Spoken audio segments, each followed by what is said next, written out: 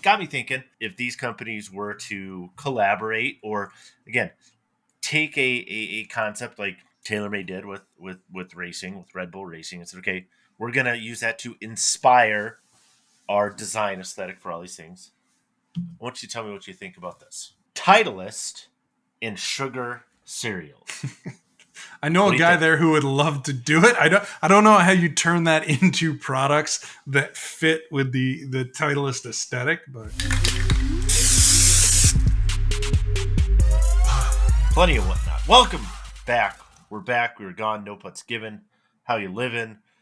Week off. Refresh, Tony. Did you sleep in a bunch? Get a lot of rest and all the things? No, because, the family was not off. And you know how that is.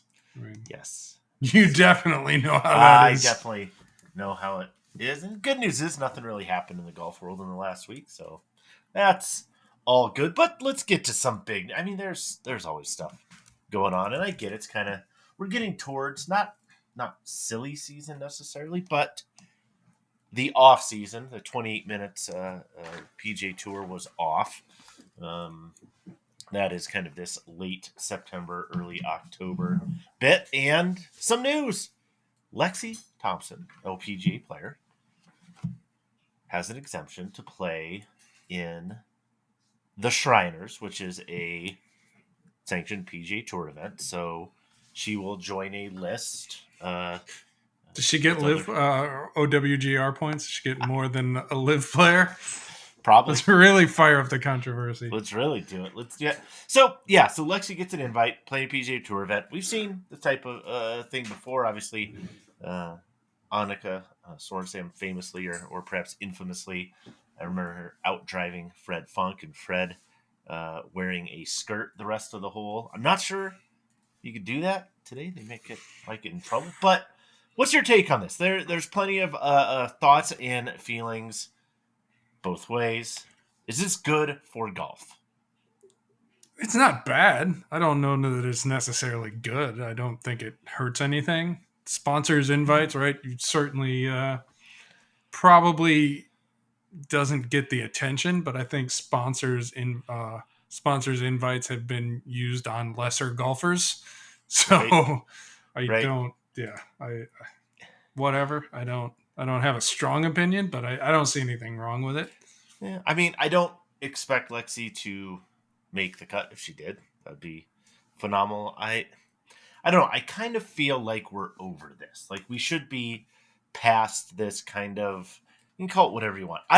What I would love to see, instead of these kind of one-off situations. Okay, invite Lexi to play. See how she does against the men. Okay, great, and whatever. Why not some more mixed events? Why not have LPGA and PGA Tour players maybe playing on the same course the same week or something, right?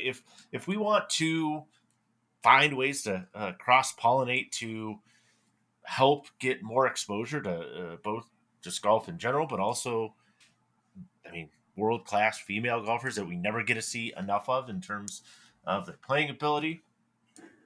Could we do some stuff like that, please, maybe, instead of this? Like, to me, this feels old. It feels tired. It feels like, okay, been there, done that. What does it really accomplish? I don't know. Maybe it sells a few more tickets. Okay, that's fine. But does it? So I'm kind of over it. I think there are better opportunities. I think it's old. I think we need to try something else.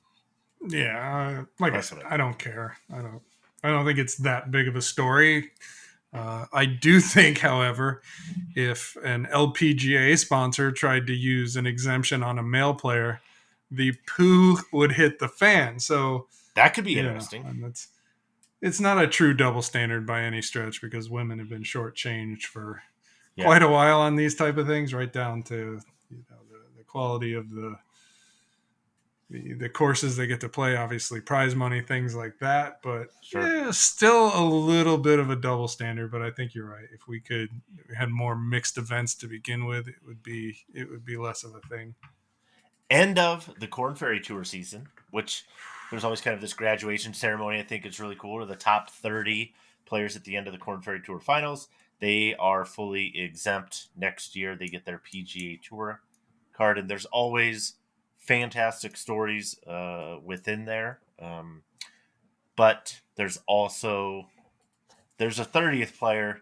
There's got to be somebody that's 31st, right, or 32nd, and there's always these stories of heartbreak, right, and those type of things. And so, my man Shad Tuten, I am angry for him, but I want to get your take on this. First of all, I mean, like I said, there's tons of great stories out there. Look up Tom Whitney. What a great story. He Air Force grad. I've known Tom for, I don't know, 10 years or so, and he has been progressively moving his way up. Latino American Tour, and then Korn Ferry, and then a little bit higher on Korn Ferry. Da da da da da.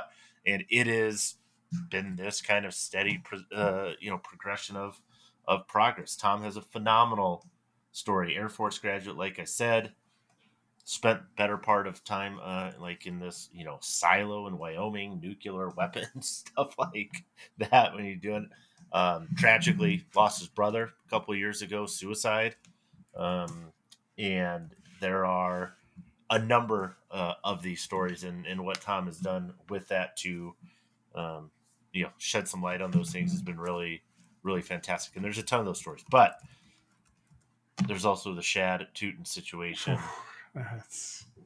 15th hole, was assessed a 2-shot penalty after his round, and yes, over X number of events. Can you say there's not 2 shots he would like to have back throughout the year? Of course. The answer always is play better. Okay. Yep. Absolutely. Totally get it. But they're playing lift, clean, and place, right? Or some people call lift, clean, and cheat, right? But it's a local rule, lift, clean, and place. He's doing it as he should. Replaces his ball. Apparently, it moved forward. He didn't see it. Caddy didn't see it. Nobody saw it. Apparently, based on the fine print in the rule, you're supposed to, instead of playing it from that, whatever, you're supposed to try to place it again. Rather than trying to place it again, apparently you're supposed to try twice. And then if that doesn't work, move it to the nearest point that you possibly can. Okay, got it. I mean, he ends up missing, right? He ends up finishing 32nd. Misses out on his PGA Tour card. What do you make of this, Tony? Them's the breaks. I mean, that's the rule, right? What a dumb rule. Yeah, and this is one of those things where, he placed it twice. You're only supposed to place it once, even in lift, clean, in place. And I just feel like, yeah, he them's the rules. And so by the letter of it, the penalty was fair. But at some point you need to step back and understand that for every rule in the rule book, whether it's one that we all know inside and out, or it's one of countless obscure rules in the book, right, there's an intent behind it. What is the intent of the rule? And the intent of the rule here is you don't want somebody to get an unfair advantage by manipulating their lie. But you're already playing lift, clean, and place. You're already manipulating your lie. So you already have that advantage. And so to me, this one is unnecessarily precise. So again, rules are the rules, but if you're going by the clear intent of the rule, this is silly. What would happen? What would happen if we went through golf rules and we just said, hey, let's go ahead and just think about rules where a player doesn't gain a clear advantage, right? Because typically rules, right, you have to level the playing field, protect the field. You don't want people, you have to tee up in a certain area. Okay, it would be an advantage if somebody could tee up closer. I get it. So you got to tee up in a certain place. It'd be an advantage, right, generally speaking, if you could do all these things that would break rules.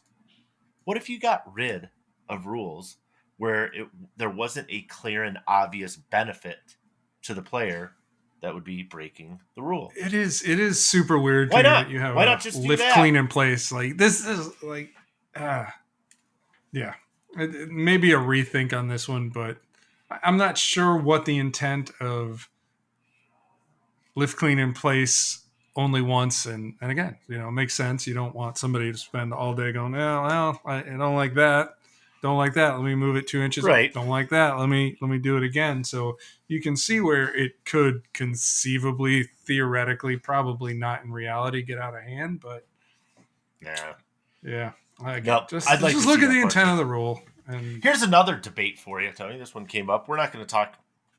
I mean, the Ryder Cup was a number of weeks ago, and all these things, and U.S. got killed. We know that. But one of the topics that came out of that, again, regardless of whose side of the story of Hatgate, Patrick Cantlay, these things you believe, should players be paid to play in the Ryder Cup? Should they? No. You shouldn't get paid Why? in the Ryder Cup. You shouldn't get Why paid not? in the Olympics. It's one of these special competitions, right? Where you earn the right to play. Like, how many golfers just want to be on that team? You earn the right to play. You don't earn the right to get paid. You have every right to turn down the invitation if you don't want to play and not get paid. So yeah, I'm fine with it. No, you shouldn't get paid. Not everything has to be a payday. Certainly, if you're talking about the premier international for your country event that it's supposed to be, or Right. in the case of the other side, for your continent event, Right. whatever it happens to be, no, you should not get paid for that. You're probably going to get paid some other way, right? Being on the Ryder Cup Paid team raises versus your profile, compensated. Yeah. right? Yeah, you're going to get something on the other end, probably plenty of value for it. So to show up and expect to get paid just for being there, now suck it. It's an interesting one because I tend to go to your side of this one. That's where I ultimately land. But I do understand people say, hey, wait a minute. If all these other people around me are making money, PGA of America makes a tremendous amount of money. People that are on staff with PGA of America, et cetera, that are also there and part of this. There's a lot of money going around and people are getting that money and compensation, right? The players, let's say it's $200,000 that they get to donate to a charity of their choice. Maybe that charity becomes their own back pocket, in a way, right? There's compensation, compensation there. I get that in this day and age, a lot of athletes, a lot of people feel that they should be compensated or paid directly for everything that they turn down the invitation. You want to get paid, or you're mad because you're not getting paid? Turn down the invitation. You're not obligated. That's the thing, right? I choose you for my team. I can't force you. That's the difference, right? It is still voluntary. The terms, the conditions, you know what you're getting into. Don't bitch about it. Don't whine about it. It is what it is, and if you don't like it, don't play.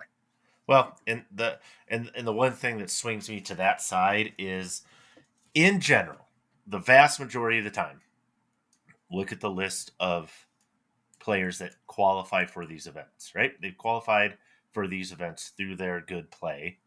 They've earned enough points. They are compensated.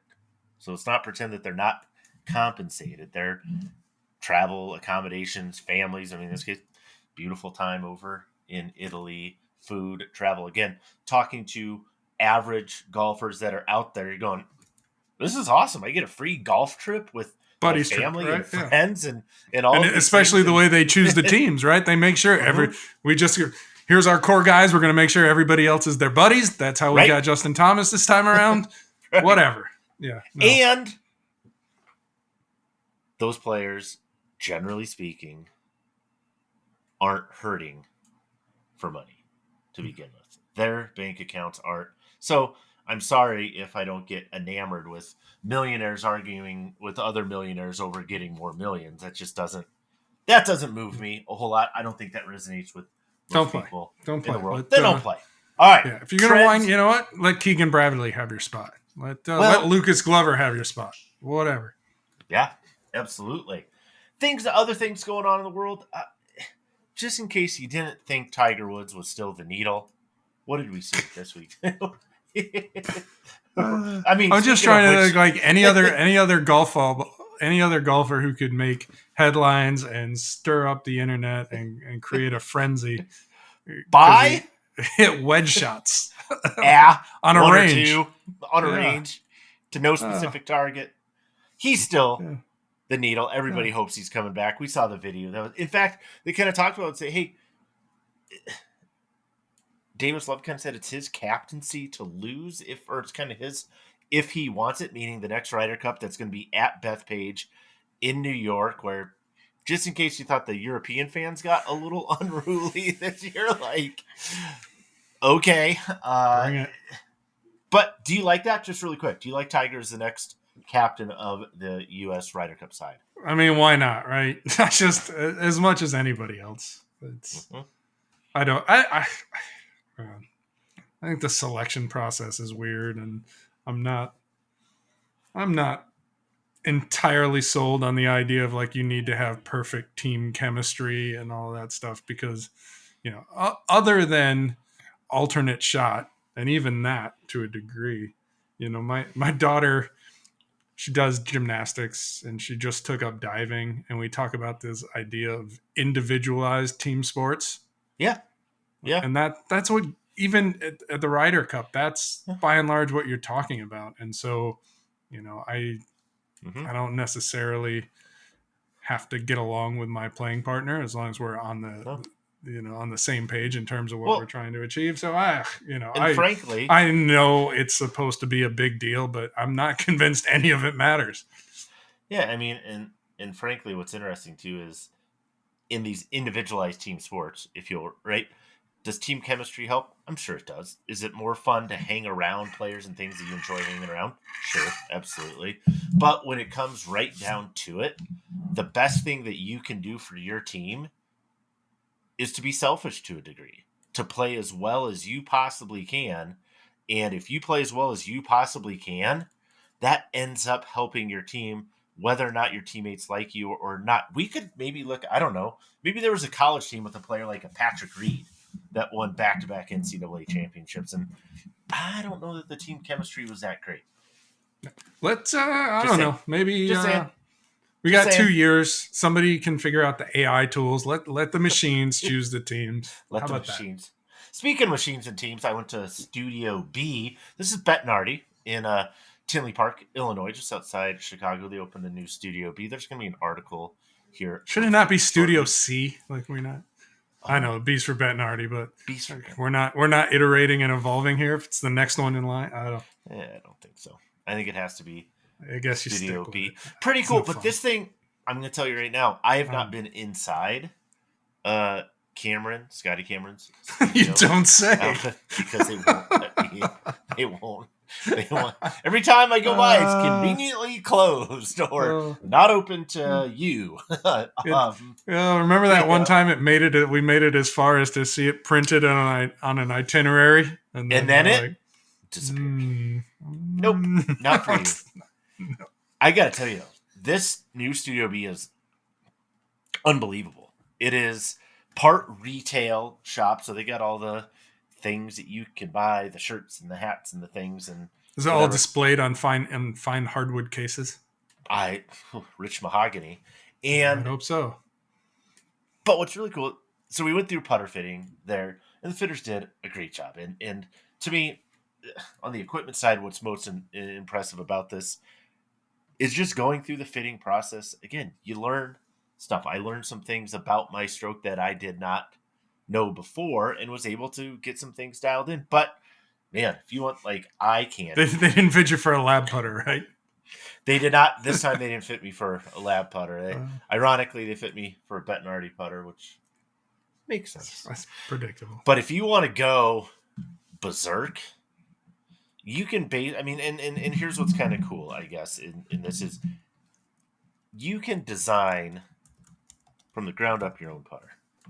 I mean, you can do finishes. Think about what you might want to do on a putter, and more or less, you can do it, right? And what's kind of cool, you don't really get that type of experience unless you're A, a tour player, and they really care about you, or B, somebody with these capabilities makes it accessible to the public. And I think Bettinardi's kind of saw this as an opportunity to do that. So if you want to literally go in and create your own putter, yes, you have to work within the models and shapes and things they have, but the custom options are, I mean, good heavens, it's remarkable. So check out that article. Dave Wolf and I went through a process. They're happy to answer questions on those things as per usual.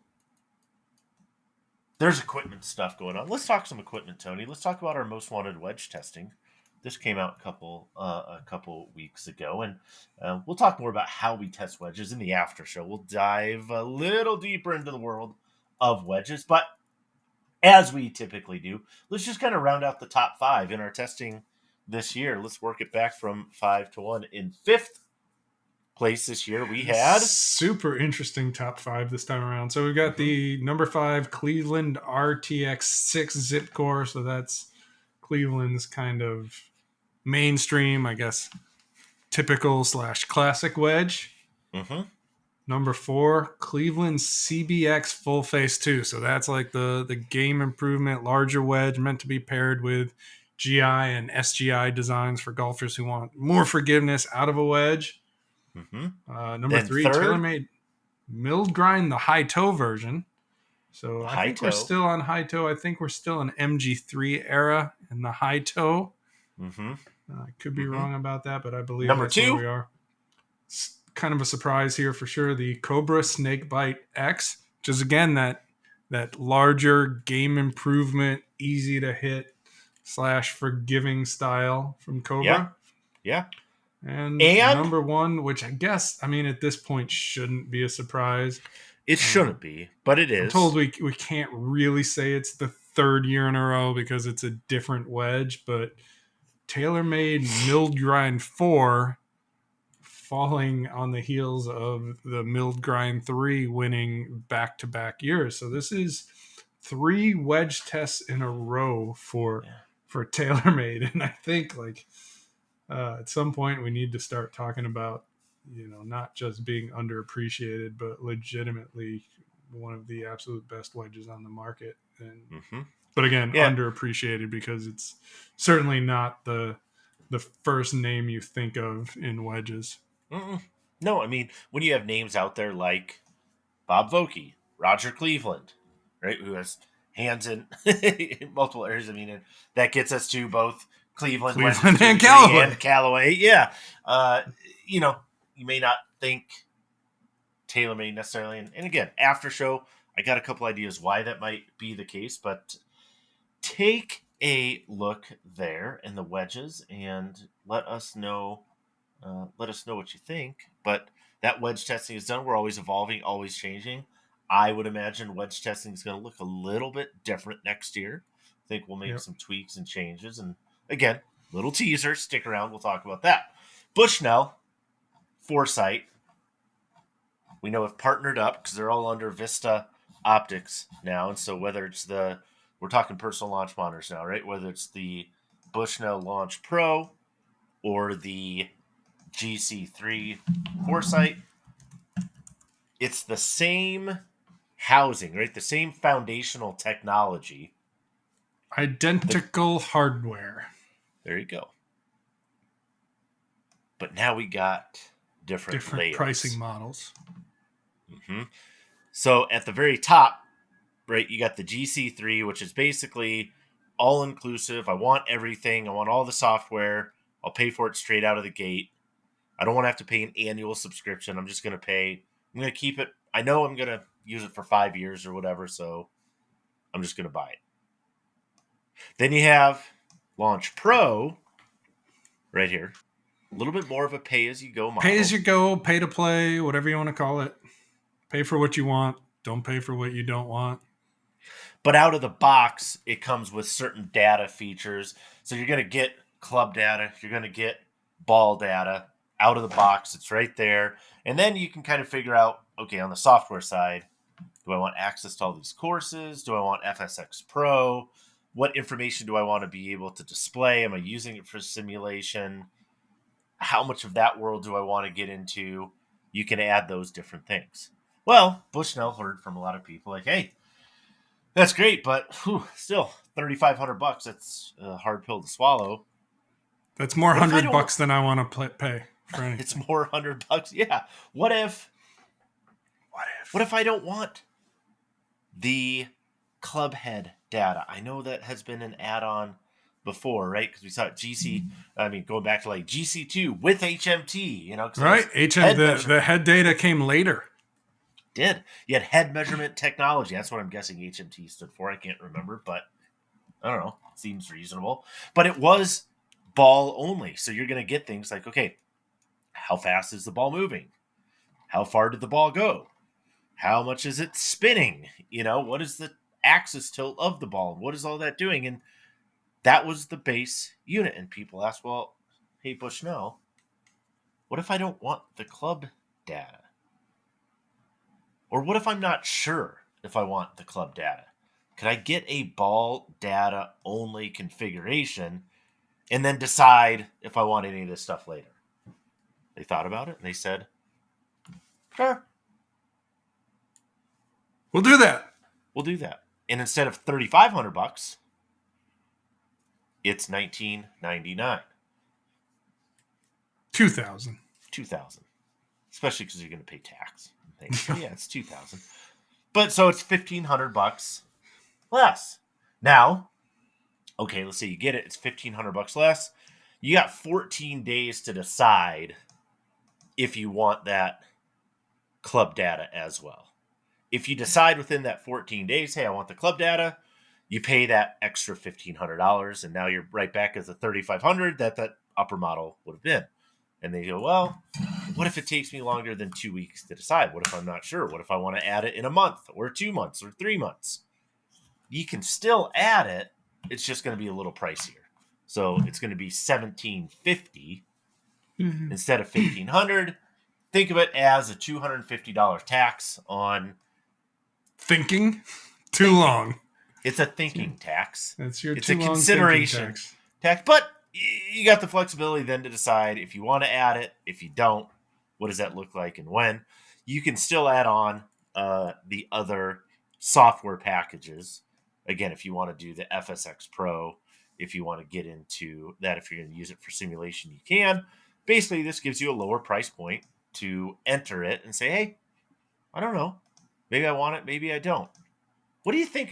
Do you like that, Tony? Do you like that as an option? I do. I do. Because I think we always think about everybody wanting to dive into every possible number, but some people just want these for shot simulation or golf simulation, right? I just want to go play virtual Pebble Beach. Some people just want the ball data. Right? That's what you're mostly getting with the personal launch monitor class anyway, a good bit of it. You're not getting a ton of head data from these units. And so to simplify it for those who want it and do it at a significantly reduced cost, because again, you're not taking away from somebody else.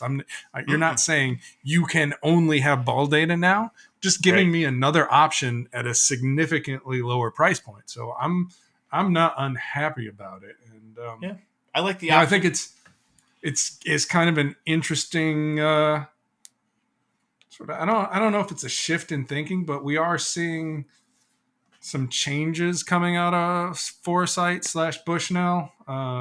So not necessarily paired with this release, but because this is the Bushnell world. But if we go over to the Foresight world, which is, as you mentioned, sort of intertwined, they have just announced a series of software updates, and that's interesting just because they typically don't even announce them. I don't typically get press releases. They don't typically send everything over all at once. So it's rare you see like everything get updated or most everything. So FSX Play, they're kind of their primary simulation platform, now has dual screen mode, some tweaked features, mostly around like unplayable lies and auto drops and things like that.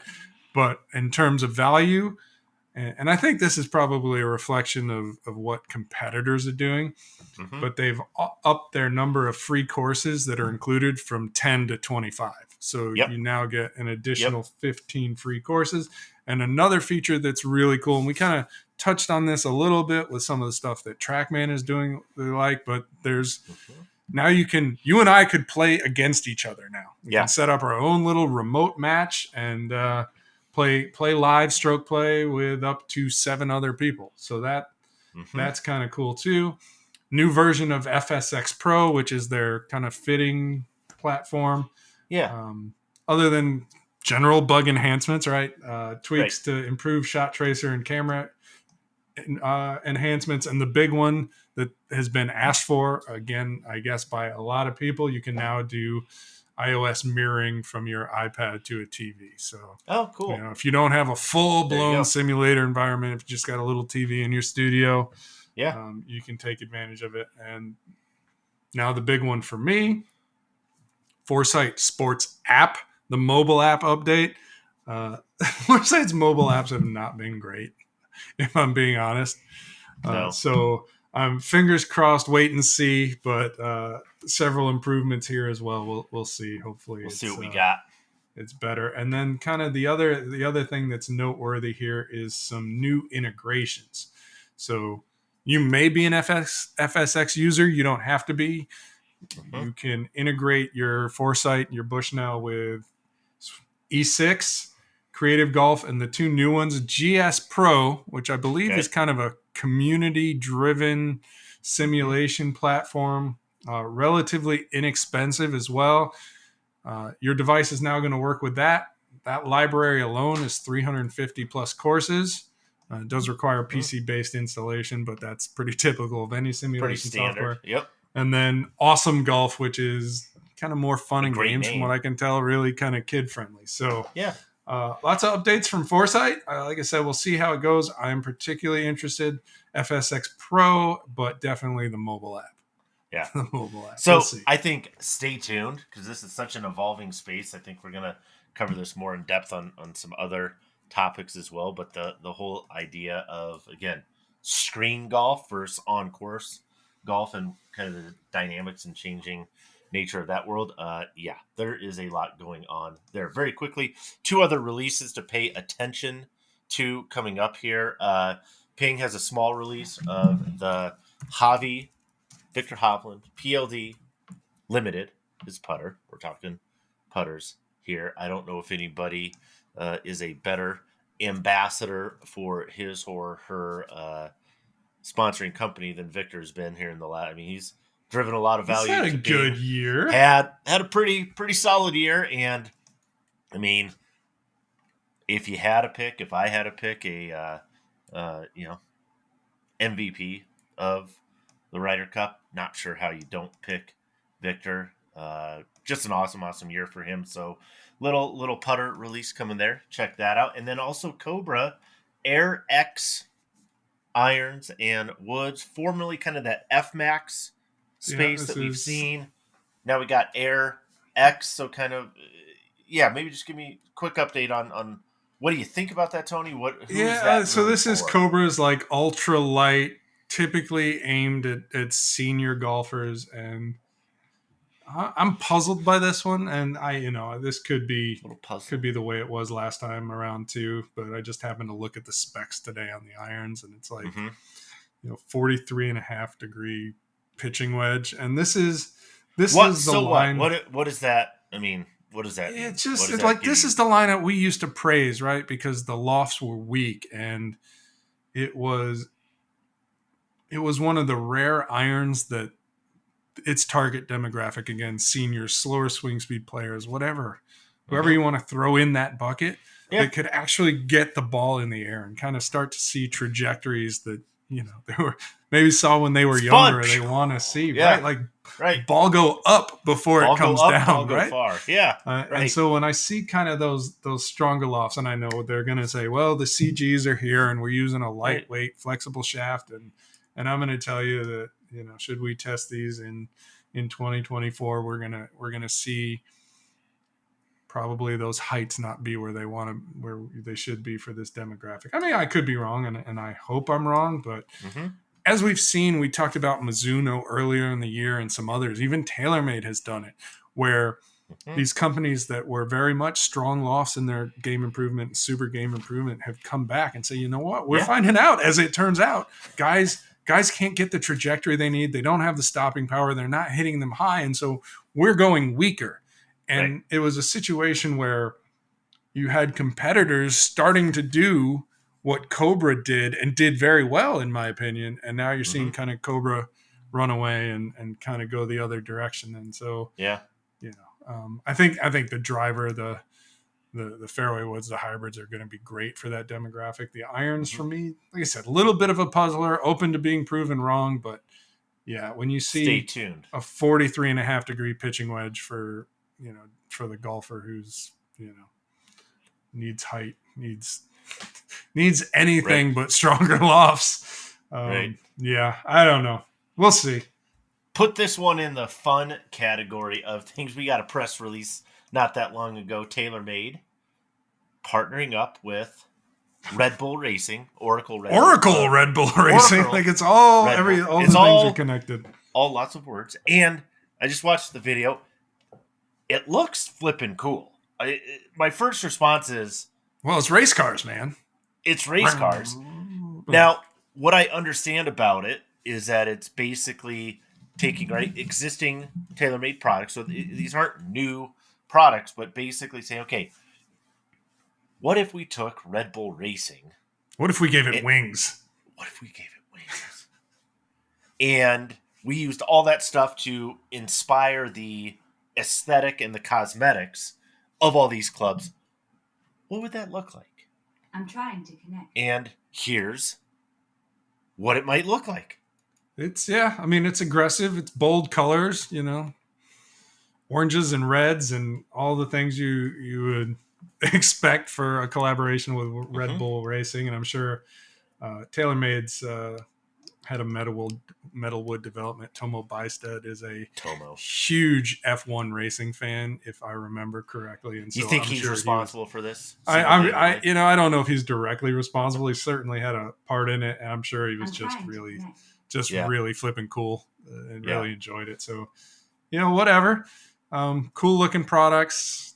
It just got me effectively thinking. New paint. The one thing that kind of caught my attention, because it's a super weird situation where TaylorMade's like, it's announced yesterday as you're watching this, if you're watching this on the day it's released, but they're not providing any photo assets just yet. So we don't have like really great looks at everything. So you're we're looking at the video and going frame by frame. I know, like pause. I kept trying to hit pause. Yeah, pause and drag. And the one thing that caught my eye was the golf ball. So it's a TP5, but it's a little bit. So it's got the old school one half. It's different logos on each side, but one half is like the old school TaylorMade logo.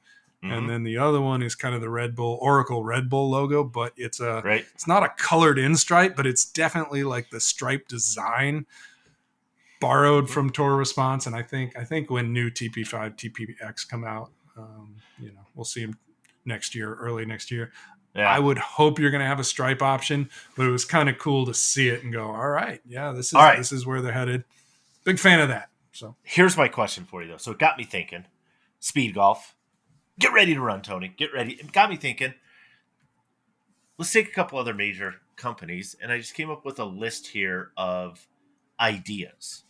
If these companies were to collaborate, or again, take a concept like TaylorMade did with racing, with Red Bull Racing, and said, okay, we're going to use that to inspire our design aesthetic for all these things. I want you to tell me what you think about this. Titleist and sugar cereals. I know a guy there who would love to do it. I don't know how you turn that into products that fit with the Titleist aesthetic, but I don't know. I don't see how you make it work. Josh Towdy, who's been on the show before, is a huge fan of sugar cereals, as him.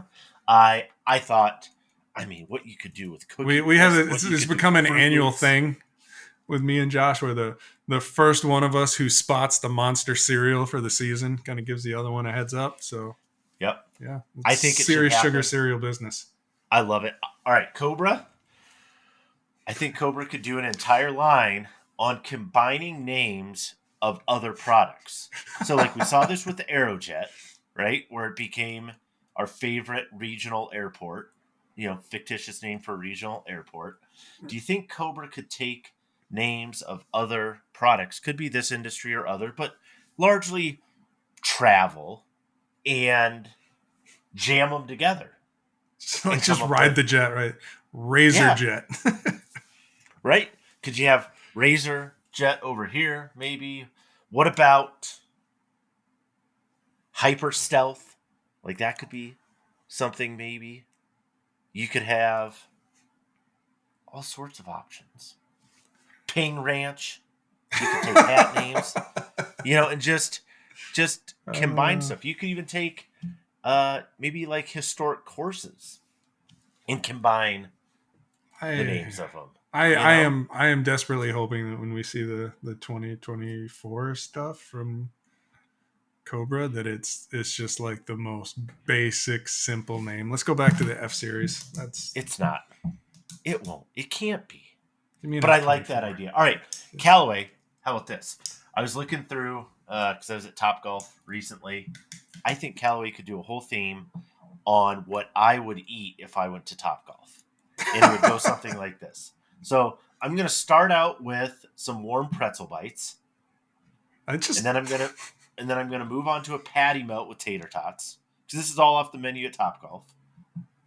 And get this dessert, injectable donut holes. That does. Do they inject the donut holes with urethane microspheres or some I hope so. facsimile? And a cookie crumble sundae.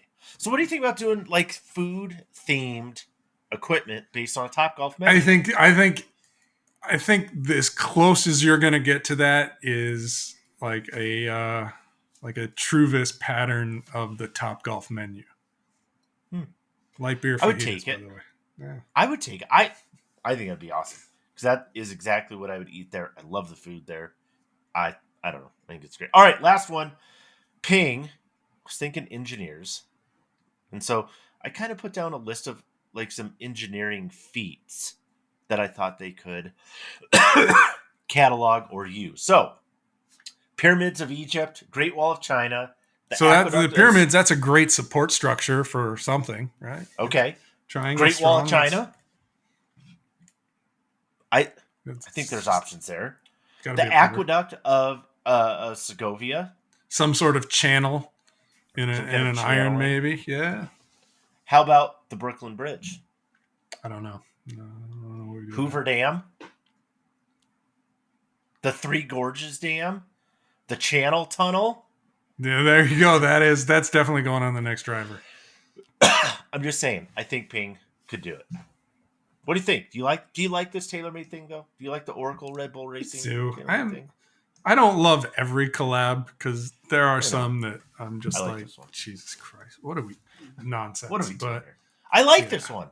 But yeah, no, this is bright and it's bold, and I think going back like 5 years ago, even right pre-COVID, if you want to draw the line in the sand of like the event that led to the influx of new and younger golfers, 5 years ago, I don't think this is possible. Like it's possible, but I don't think it gets done, because you look at that and go, "Whoa, this is way too bold for golf."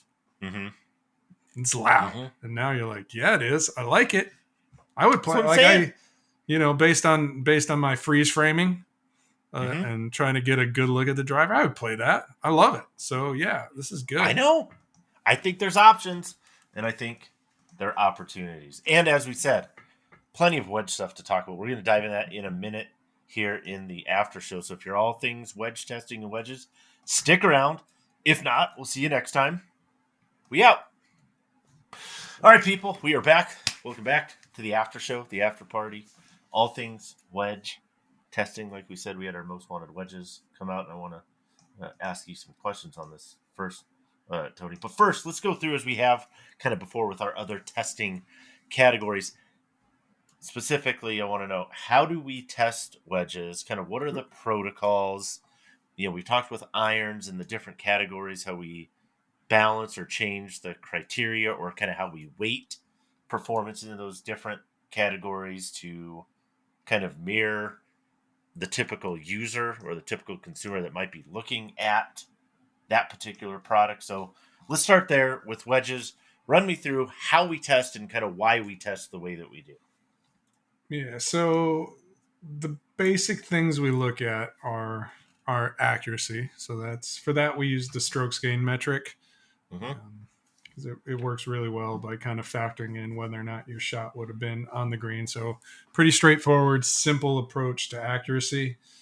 Um, for consistency, it's our forgiveness metric. We look at holy cow, I got to look it up, but we look at things like, I believe we look at ball speed even on a wedge. We definitely look at spin consistency. We look at the consistency of the carry distance to make sure, hey, can I hit that same number over and over again? And I think that's, probably why we saw some of the more forgiving wedges sneak into the list this year. And then the last one, here we go. The last one we look at is spin. So, and spin, we're not just looking at which wedge spins the most, but we that's obviously part of it. Because, we know golfers want spin. I'm sorry. So our consistency metrics are actually carry consistency, and then the dispersion area, and then the spin. We look at full wedge spin, 50-yard wet spin, 50-yard dry spin, and then we look at that spin retention number. What is the difference between the 50-yard spin and dry and wet? And that's where we sometimes very often see absolutely massive differences. Mm-hmm. So, I mean, we think about, right, when we think about wedges, like, it makes sense to me. So accuracy, particularly because, again, with wedges, we're talking shorter shots. Most people, let's start at gap wedge and come down. You're looking at 120, 130 yards and in a lot of cases, it's less than that. So being really, really accurate with your wedges can be really, really impactful to your scoring. Consistency, obviously, again, maybe even more impactful. If I hit this 105, 105, 105, and then I hit one 113, that's not good. And then, like you said, this typically great. That's not great. I mean, spin, like you said, it's consistency of spin. People want more spin, but we also want spin to account for things like full swings, partial swings, and this is where we see, right, in a lot of wedge technology, why companies have different groove patterns, right? The width and the depth of the grooves and what they do in between the grooves, right, is to address these things specifically, where on partial shots, the way that a wedge is designed and where the CG location is, certainly, but also what is on the face of that wedge in between the grooves comes into play, right? Yeah, and it's absolutely amazing how much this has changed within recent years. So, I mean, going back, really the original ping glide wedge, it's kind of inspired the testing. I think we've been doing this 3 years now, maybe 4, and you would see some absolutely crazy discrepancies, and there were only 1 or 2 wedges that really did a good job of maintaining moisture. And now, you still see some bad ones, for sure. Where the I mean, for example, one of the Vega wedges was really disappointing. And it tends to be smaller companies too, because they don't, right. A lot of times, right, at least part of these designs are coming from the factory, and there's not heavy R&D into not just grooves, but grooves as managing moisture, not just kind of dealing with grass, but actually channeling water away. So those tend to be the ones that don't do well. So Tacoma did not do well for wet spin. Indie Golf did not do well for wet spin. Next Gen did not do well for wet spin. And kind of look at the other end of the spectrum. Uh-huh. We know, the ping has always been really good, not just at retaining or producing spin in wet conditions, but keeping that spin number reasonably close to the dry spin number. And in some cases we've seen crossover, and we've explained this a little bit in the past, actually seen higher spin rates for some Right. golfers in a 50-yard test, just kind of based on where those fit on launch and spin curves. Kind of a weird thing that happens. But the Clevelands, which were never in the conversation for wet spin, Right. have gotten really good. I've already mentioned the ping. Companies are paying attention to this, right? TaylorMade milled grind, really good. The clear. Mizuno's good. Like, we've gone from having, like, if you cared about such things, and I've always said you should care about this, because Right. there aren't many days where you don't have some sort of moisture, especially if you play early in the morning. This time of year, my God. I was just going to ask fairways are almost water hazards. I was just until going to ask 11 you that, o'clock. like, so this whole idea that, testing for wet versus dry, etc. How often? I mean, even when it's dry outside, unless you're playing in a place where it has been bone dry, and still they water golf courses, right? And for the most part, are you ever really playing a shot where some amount of moisture isn't involved in the golf shot? Even if it feels, hey, it's warm, it's dry, the golf course still has moisture on it. Yeah, I mean, there are some, like, for example, the rounds I've played in Arizona, for the most part, I don't think I would be too concerned about Right. Wet spin retention. But when you think about, the last time you and I played together in Carlsbad. Like, would we tee off like 11 o'clock? Yeah. And Ish. I mean, it was a nice day. Yeah. But the marine layer hadn't blown off, right? Right. As we've learned from watching every tournament ever in that area. Right. It takes a while, and we had to deal with it for the first half of the round. Now, by the time we made the turn, we probably could have been fine with any wedge. But yeah, I think it's one of these things that absolutely matters. I think the reality is it matters more than people think it does. I think moisture is a component in more golf shots than people probably assume that it is, even in relatively dry conditions. So to see that just across the board, more companies appear to be paying attention to this. We even saw, and maybe I'm not totally right here, but you can correct me. Maybe it was 3-4 years ago.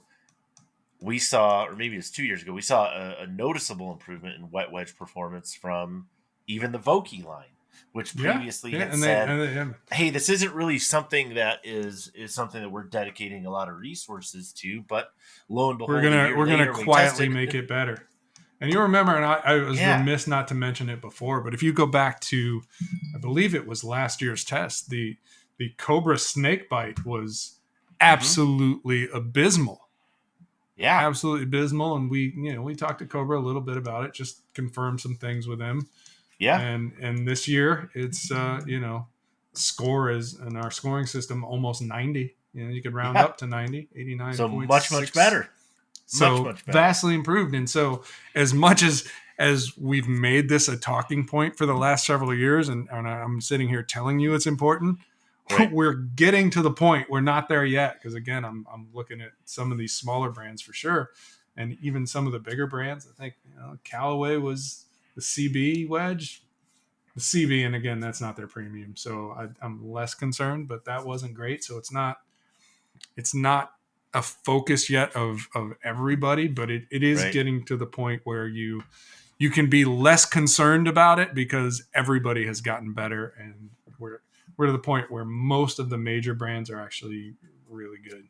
Yeah, maybe it not reminds Ping me Glide good, but really good.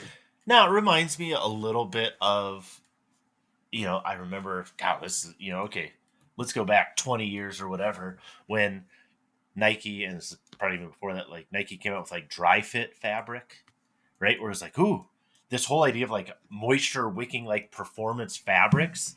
And then another company kind of did it, and then maybe another did it.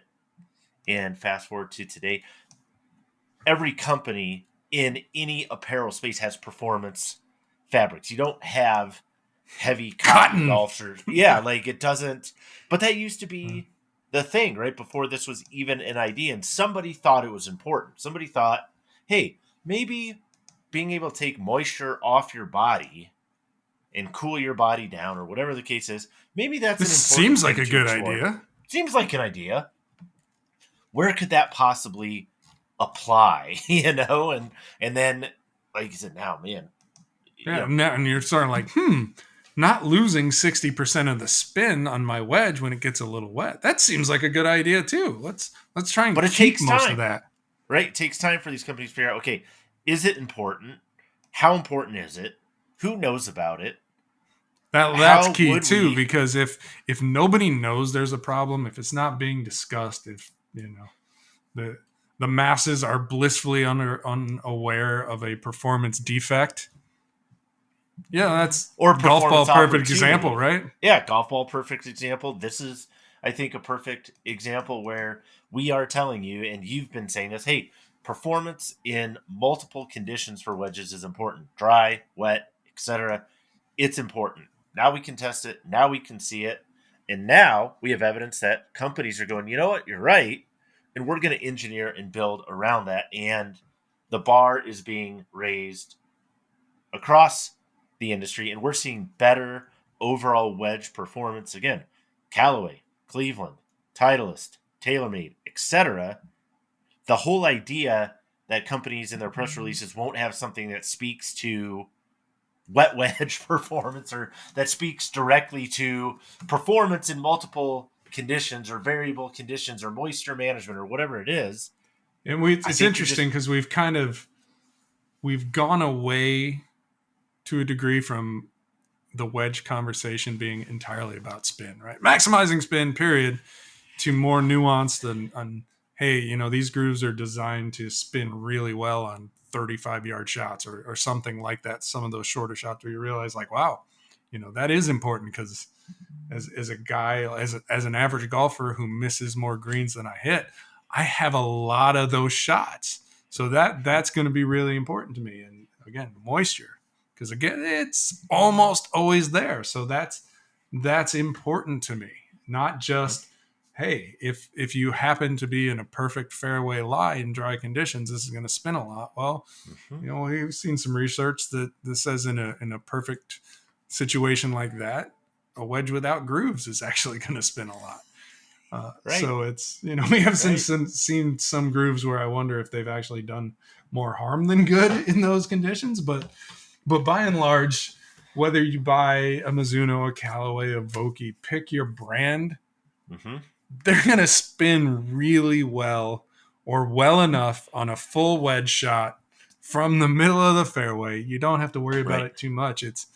But how many of those do you have in a round? How many full sand wedges from a fairway lie do you hit versus, what am I doing over from the rough and the heather and from 35 to 50 yards out, whatever it happens to be. So situational awareness is improved dramatically. Yeah, during this last week, we had time off and I was able to play a lot of golf, which was fun. And with wedges, it again became really, really clear to me. Like, I asked my 7-iron to do maybe 3 different things. What's my full yardage? What's maybe not quite full? And hey, I'm in trouble. I need to punch out. But I mean, you think about that. Throughout your bag, if you have 14 clubs, each of those 14 clubs is a pretty clear job description. And the list of tasks isn't really long. It's a couple different things, right? Maybe you hit it a little higher, a little lower. Okay, fine. Whatever. But if my 7-iron, I say, hey, I need you for shots, generally speaking, it is your job. It's your turn to play when I need something that goes 170 to 185 yards at elevation for me. That's what I need you to do. Okay, great. Sand wedge, I need you to do everything from 110 yards to 0. And I need it in a bunker. I need it in rough. I need it this. Like, I might need to use you, Mr. Sandwedge, from 0 yards to 110. So I need you to cover more than a football field. Oh, and by the way, I also need you to do it off these lies in these conditions, in sand, not in sand, da-da-da-da-da-da-da. It's a different deal. It is. And, we haven't even gotten into the world of grinds, right? Let's just exponentially make it more intriguing and to a degree complicated as well. But yeah, wedges are fascinating, man. Like I think they're probably my favorite clubs, just in terms of kind of the utility of them and all the things you can do with them. Because you think about it, right? You've got typically 4 clubs that for most of us cover the last 150, right? And even once you get even closer, that's that. He said, I hate the idea of a set of wedges, but that gap sand wedge, lob wedge combination, and how you utilize different lofts and different grinds to make sure that you can hit absolutely whatever, and to go through all that trouble. Like, all right, trouble. I got something for really tight lies. I got all these. I've built a toolbox of wedges to make sure that I can hit out of whatever stupid position I put myself into. And then to think it could all go to hell because the grooves don't hold spin in wet conditions. Yeah, it's whew. Like I said, I'm glad everybody's getting better. Let's finish up with this one on the wedge testing. Like we said, accuracy, consistency, spin, and ball speed. Obviously, we want to have enough ball speed. Ball speed isn't as large. We don't actually, though. I confirm we do not score the ball speed, which that makes sense. But good. I was going to ask you about that. We get the consistency between. We basically get enough of the consistency out of the carry distance with a wedge and the dispersion area. So, which makes sense. So we pay attention to accuracy, consistency, and spin. Moving forward, what should people expect from us moving, in terms of wedge testing in the future? This was this year's test. Like I said, we added wet wedge stuff not that long ago. That was a major change for us. Moving forward, how do you see this category of testing evolving? I think you're going to see us just be more detailed across the board and give you more information about how each product performed, or at least we'll figure it out, but we're kicking around. This is loosely, like I've had one brief conversation, but the idea of give detailed descriptions, pros, cons, performance notes on, let's say, the top 10, whatever it happens to be, and then the rest of the field misses the cut. So we'll just have a sentence explaining why each one missed the cut. That's my thought. I don't know if it's going to happen. If you like that idea, let us know. We're going to try and get back to being a little more detailed. I don't want to say OG my golf spy, but and we do have the wedge fitting guide out there. I would say, we might want to. We do have the wedge fitting 101. I think it's a good place to start if you're considering wedges, whether they're on this list or another list or whatever, and you're saying, hey, how do I get fit, or what should I really be paying attention to? That's a great place to get started. But always ask us. Let us know if you have questions. We're happy to help out. But that's a nice document, a nice refresher. Even if you have been fit before, you just want some context for what might make that fitting more useful for you. Take a look at that. And it's October.